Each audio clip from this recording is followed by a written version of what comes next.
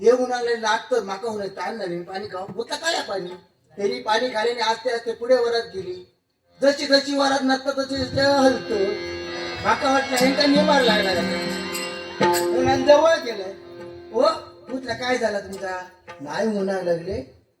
नसला तुमका निमार लागला नाही उन्हा लागले माका वाटलं ह्यांका नातांसारखे वाटतात का महाराज हो तुमका नातांसारखे वाटतं नाही उन्हा लागला हो झाला तरी काय तेव्हाच तर मग काही गो मग अशी इतक्याचा पाणी खालायचा लागला तेव्हा मग काय आपल्या बुट करचे सवय होती ती आता करताना काय बाबा लगीन करून दिल्यान करा उन्हाळ्याच्या संसारा गेलाय दारात सगळी बाबा जाऊ मिळवली आणि उन्हाळा लागली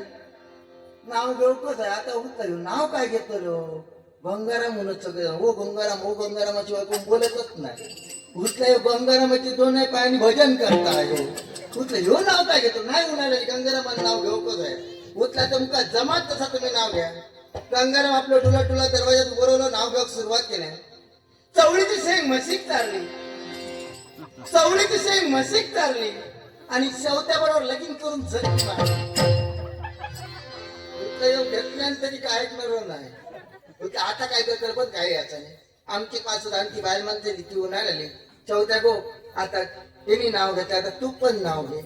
आता करता का म्हणा मी आपल्या दरवाजात खासा बरा पदर गोतले आणि दरवाजात उभे राहिले नाव घेऊन सुरुवात केली शंकराच्या पिंडीवर बेल घालते वाकून तू करण्याची तर कुठली काय म्हणजे बोलताना तिने विचार करून म्हटलं माका त्यांनी बोलताना विचार केलेला बरा कसा ह्याच्या घराकडे येईल त्याचा सबंध घर बांधलेला होता मुडी सबंध ठेवलेले होते तेव्हाच्या मुडी ठेवलेले होते उन्हान उद्या दुसऱ्या दिवशी काहीतरी घोळा करून घालता उन्हान गेले आणि मुडीत हात घातलाय सबंध दुसरीच ते घरभर धावा सुरुवात काय कर्म याच्यावर बरा सोडा खाऊन खाता नेऊ माका मारता आज 4 दिवस झाले घरातून बाहेर सडून गेलो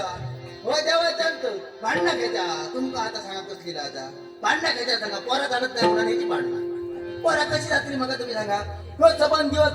घेतल्या घराकडे येऊन गुट्टी करून घेतो पोरा कर्माची रात्री आपल्या कळत नको हा काय उन्हान करताना निस्ता व्हायचा संसारा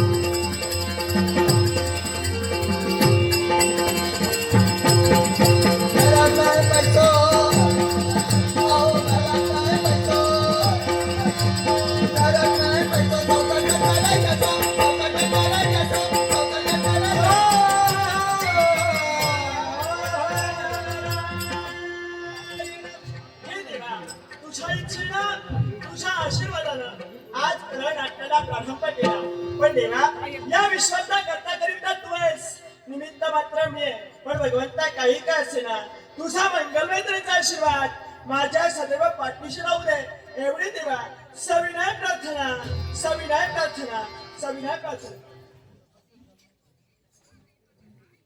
नाट्य शिको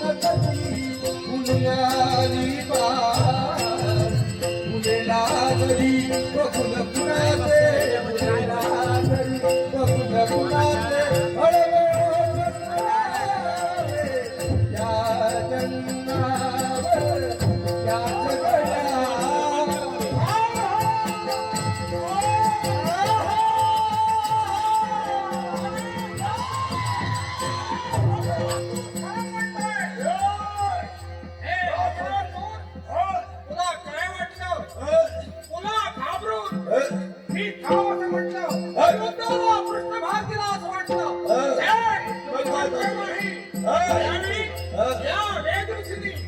आपल्या मनाशी निग्रह केला. निघलो. माझ्या अंगी असणारा भक्तितेज, माझ्या अंगी असणारी भक्ती प्रचिती, या तेजाचा वापर करून तुझ्या समाधानासाठी काय करणार? माझ्या मरणाने तुला समाधान होय. तुझ्या कपाळ करंडीच्या हातून मरण्यापेक्षा हा वेदऋषी आणि महामंत्राच्या आयुधीतून आपला देह धारण करण्यासाठी सिद्ध होतो.